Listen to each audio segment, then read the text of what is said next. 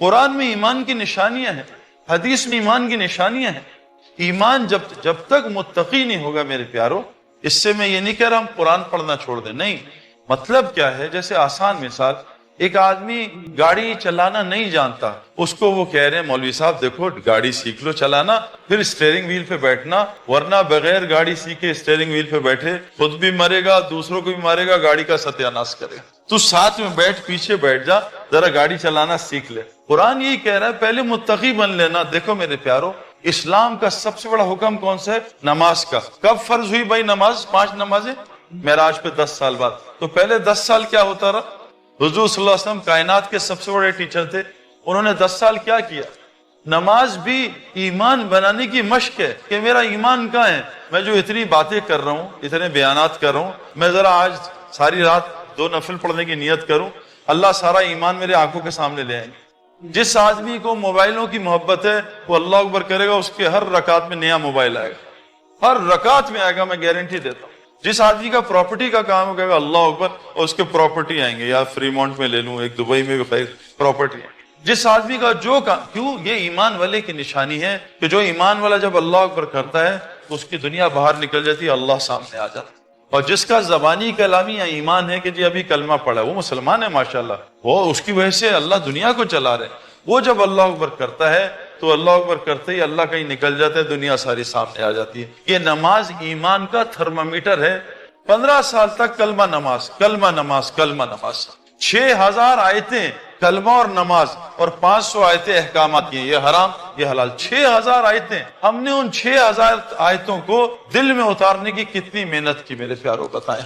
اور ان 6000 کو دل میں اتارنے کی محنت کیا ہے، اس کی نشانی کیا ہے کہ میرے دل میں وہ آیتیں اتر گئی ہیں؟ اس کی نشانی قرآن نے، حدیث نے کیا بتائی ہے؟ میں 99% مجمع سے الگ پوچھتا ہوں، وہ نہیں بتا سکتے۔ ہاں وہ کہتے ہیں ہاتھ یہاں رکھنا، ہاتھ یہاں رکھنا، یہ غلط وہ صحیح، اس پہ بحث کرتے ہیں۔ ایک آدمی نے مجھ سے کہا کہ سعید بھائی آپ نے نماز میں فلاں عمل نہیں کیا، آپ کی نماز نہیں ہوئی۔ میں کہا کیوں؟ کہتے ہیں آپ نے یہ عمل نہیں کیا۔ میں کہا بھائی یہ عمل تو سنت ہے، نماز سنت چھوٹ جائے تو مکروہ ہوتی ہے، نماز سے واجب چھوٹ جائے تو سجدہ سہو ہوتا ہے، نماز سے فرض چھوٹ جائے تو نماز فاسد ہو جاتی ہے۔ تو یہ جو آپ نے عمل بتائے تو فرض ہے ہی نہیں۔ میں نے کہا آپ ذرا نماز کے فرائض بتائیں تیرا۔ کہا وہ تو مجھے یاد نہیں۔ میں کہا اللہ کے بندے تو نے صرف مسائل ہی یاد کیے، کوئی فرائض کا پتہ نہیں، تیرا فرائض کون سے؟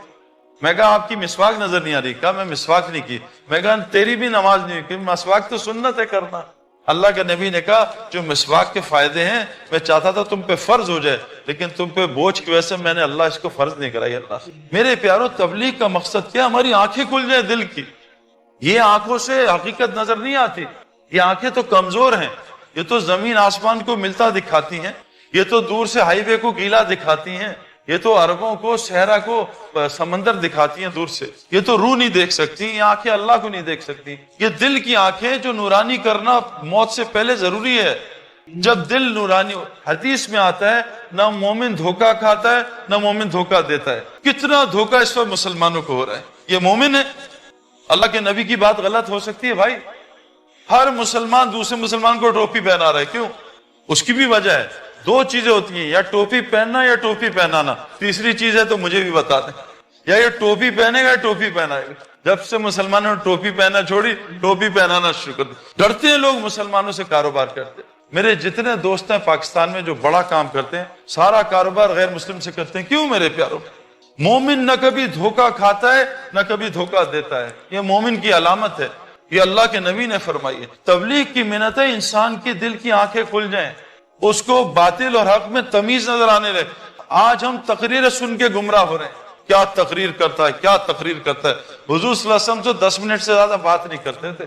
موسیٰ علیہ السلام تو زبان ان کی ٹھیک نہیں تھی، لیکن ہارون علیہ السلام کو لیا کہ اللہ یہ بات کرے گا فرعون سے، میں بول نہیں سکتا صحیح۔ اور اولو العزم نبی ہے موسیٰ علیہ السلام، سارا قرآن موسیٰ علیہ السلام سے بھرا ہوا ہے، 28 پاروں میں موسیٰ علیہ السلام کا تذکرہ ہے۔ اتنا بڑا نبی اولو العزم، اور بولنا صحیح، بولنا اصل نہیں ہے میرے پیارو، بولنا کوئی علامت نہیں ہے ایمان کی۔ ہاں یہ ضرور کا ہے، اس سے بہتر بول کون سے ہو سکتے ہیں جو لوگوں کو اللہ کی طرف بلا، بولوں کا ہے۔ ہاں یہ ضرور کہا ہے قرآن نے، جو اللہ کی بات کو غور سے سنتے ہیں اور اس پہ بہترین طریقے سے عمل کرتے ہیں، اللہ قرآن میں کہہ رہے یہ ہیں عقل والے اور یہ ہدایت کے راستے پہ۔ آج عمومی مجمع کو اگر کوئی مشہور شخصیت نہ ہو تو اللہ کی بات سن کے نیند آنا شروع ہو جاتا، ایک دم سستی، جمعے میں سستی. کبھی آپ نے کسی کیشیئر کو سوتے ہوئے دیکھا؟ نوٹ گنتے ہوئے نیند آ گئی. تسبیح پڑھتے بہت نیند آتی ہے، قرآن پڑھتے نیند آتی ہے. کبھی میچ دیکھتے 8 گھنٹے کا کبھی نیند آئی ہو، ایک بال میں جمائی آ گئی ہو، اور نماز میں 15 جمائی آتی. میرے پیاروں، آنکھیں کھولنا یہ ضروری ہے مرنے سے پہلے. تبلیغ کا مقصد کیا ہے؟ ہم اپنے دشمن کو پہچان لیں. اور یاد رکھنا میرے پیاروں، شیطان کے 70,000 نورانی دعائیں دینی، جو دینی دعاؤں سے وہ گمراہ کرتا ہے. نشانیاں ہیں میرے پیاروں، ایمان والوں کی نشانیاں. اللہ ہمیں وہ سمجھا دے بس کہ ایمان والا کس کو کہتے ہیں، ایمان بنتا کیسے ہے، ایمان کی علامتیں کیا ہیں. تبلیغ میں جو محنت ہو رہی ہے، مفتی زین العابدین صاحب فرماتے تھے آج مسلمانوں نے سب کو دشمن بنا لی ہے. شوہر کہہ رہا ہے بیوی میری دشمن ہے، بیوی کہہ رہی ہے شوہر میرا دشمن، ماں باپ کہہ رہے ہیں اولاد ہماری دشمن، اولاد کہہ رہے ہیں ماں باپ دشمن، پڑوسی دشمن، یہ دشمن وہ دشمن. اصل دشمن انہوں نے پہچانا نہیں. اگر ہم اصل دشمن کو پہچان لیں، اللہ کی قسم اللہ ساری دنیا کو ہمارا دوست بنا دے گا. اللہ قرآن میں کہتے ہیں جو ایمان اور اعمال بناتا ہے ہم ساری مخلوق میں اس کی محبت ڈال دیتے ہیں. جو ایمان والا ہوتا ہے ہم اس کو ضرور اونچا کریں گے اگر وہ مومن ہوگا. اللہ قرآن میں فرماتے ہیں جو بھی نیک عمل کرے، عورت ہو یا مرد، شرط مومن ہو، اللہ کہہ رہے ہیں ہم اسے دنیا میں جنت کی پاکیزہ زندگی دنیا میں گزروائیں گے. ہمارے پاس کہاں ہے وہ زندگی؟ ہم تمہیں خلافت دیں گے. ہماری خلافت تو گھر میں نہیں ہے. اتنا سا بچہ ہماری بات نہیں مانتا تھا. ہمارا ایک تھا آدمی، وہ کہتا پاکستان ٹیم مجھے دو میں اس کو سیدھا کر دوں گا. اس کا بچہ تھا 7 سال کا. اس نے کہا اے سن کم ہیئر، پہلے اس کو تو ٹھیک کرو، تم پوری ٹیم ٹھیک کرو گے، یہ تو تم سے ٹھیک نہیں ہو رہا. اصل میں باتیں کرنے کا بہت شوق ہے، ہم یہ کر دیں وہ کر. ایک شوہر جو ہے وہ پینڈو ٹائپ تھا میری طرح کا، اس نے بیوی سے کہا یہ گاؤں میں نا ایک شیر آیا سب کو تنگ کر رہا ہے، آج اس کی گردن کاٹ کے تیرے قدموں میں ڈال. بیوی نے کہا بڑا تگڑا ہو گیا، مجھ سے ڈرتا ہے، شیروں کی باتیں کر رہا ہے. اور بات کر کر کے شام کو بیوی تنگ آ گئی. وہ کہا ستیانا سو جا بھی لا شیر کو، جاتا کیوں نہیں؟ وہ کہا باہر کتیا سو رہی ہے، جیسی بھاگے گی پھر شیر کو مارو. میں ٹھیک نہیں ہوں، پوری دنیا ٹھیک کر، میں گڑبڑ ہوں، اس میں عیب نہیں، اس میں عیب، اس میں عیب. ہمارا دشمن کون؟ مفتی زین العابدین صاحب نے اتنے آسان لفظوں میں فرما دیا. ہمارا دشمن 4 چیزیں ہیں، 4.